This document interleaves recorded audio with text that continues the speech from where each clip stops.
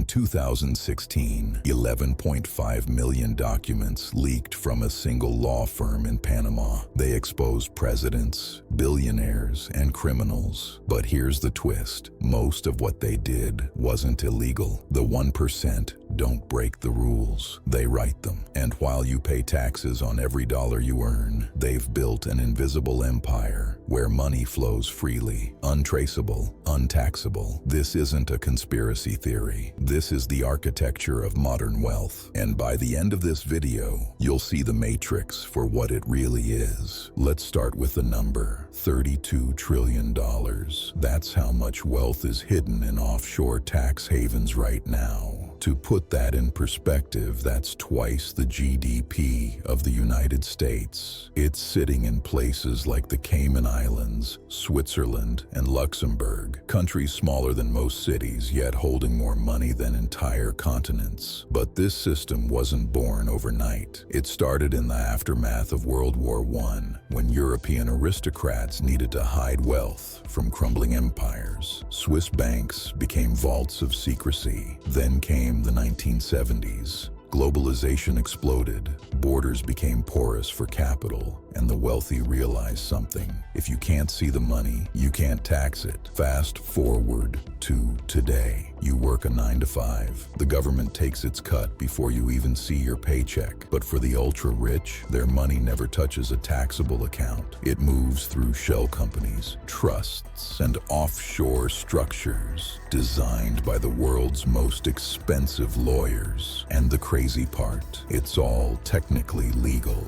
So how does it actually work? Let's break it down. Step 1, the shell company. Imagine you're a billionaire. You don't want your name on anything, so you create a company in the British Virgin Islands, a place with zero corporate tax, zero disclosure laws, and complete anonymity. This company doesn't make anything. It doesn't employ anyone. It exists on paper, but legally, it's a person, and that person can own yachts, real estate, even other companies. Step 2, the trust. Now let's say you want to pass wealth to your kids without paying inheritance tax. You create a trust in South Dakota or the Cook Islands. You transfer assets into this trust, but technically, you don't own them anymore. The trust does, and trusts can last for centuries. Your great-great-grandchildren will still be benefiting from money you move today, completely tax-free. Step 3, the foundation. Here's where it gets clever. You set up a charitable foundation. You donate millions to it. You get a tax write-off. But here's the trick. Your family controls the foundation. They sit on the board. They decide where the money goes. They pay themselves salaries, fly private jets to charity events, and live lavishly, all while looking like philanthropists. Step 4, the double Irish Dutch sandwich. That's not a joke. That's the real name. Tech giants like Apple and Google use this for years. Here's how it works. You set up a company in Ireland because of low taxes, but you license your intellectual property to a second Irish company that's managed from a tax haven like Bermuda. Then you route payments through the Netherlands to avoid withholding taxes. Result, billions in profits, pennies in taxes. Step 5, the citizenship shopping. Some countries literally sell passports. St. Kitts, Malta, Cyprus pay $150,000 to $1 million.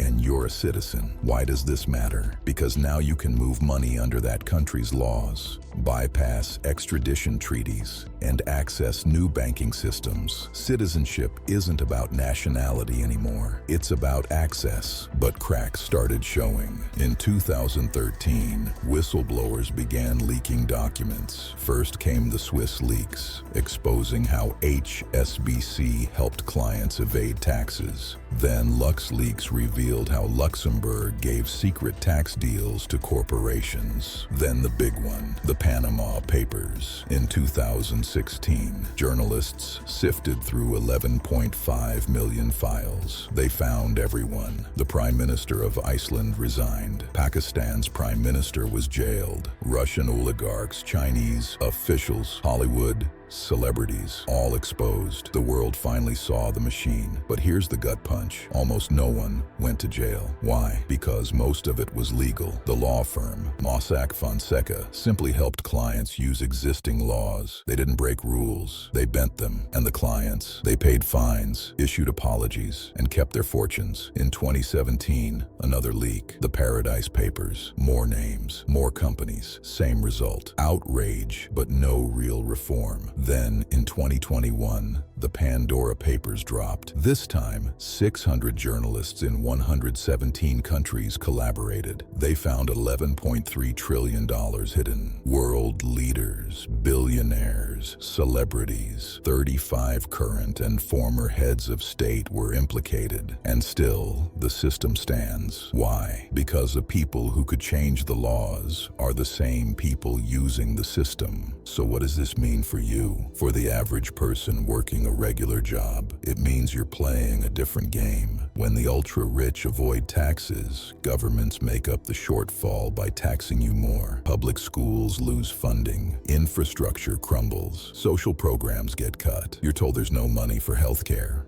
for housing, for education. Meanwhile, trillions sit untouched in offshore accounts. It means inequality accelerates. The wealth gap isn't just growing, it's being engineered. The rich get richer, not just because they earn more, but because they keep more. And they use that money to lobby for laws that keep the system intact. It means democracy is eroded. When a billionaire can move money across borders instantly, influence elections through dark money, and never face consequences, the idea of equal representation becomes a myth. Power isn't in votes anymore, it's in capital.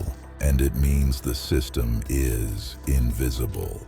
Most people don't know this world exists. They think taxes are just how things work. They don't realize the game is rigged from the start. But here's the thing, this isn't just about money. It's about accountability. It's about whether we live in a world with rules that apply to everyone or just to some. And right now, we're living in the latter. So what can we do? Awareness is step one. You now know the matrix exists. You've seen how it works. But awareness alone won't change anything. Real change requires pressure. It requires demanding transparency, supporting politicians who actually push for tax reform, and refusing to accept the narrative that this is just how the world works. Some countries are trying. The OECD created a global minimum corporate tax of 15%. The EU is cracking down on shell companies. The US is forcing more disclosure. But these are baby steps in a system designed to resist change. The truth is uncomfortable. The 1% have built a fortress, and they're not going to dismantle it voluntarily. But the more people understand how it works, the harder it becomes to justify. So the question isn't whether the system will change. The question is, will we demand it? If this opened your eyes, drop a comment. What shocked you most about how the elite move money?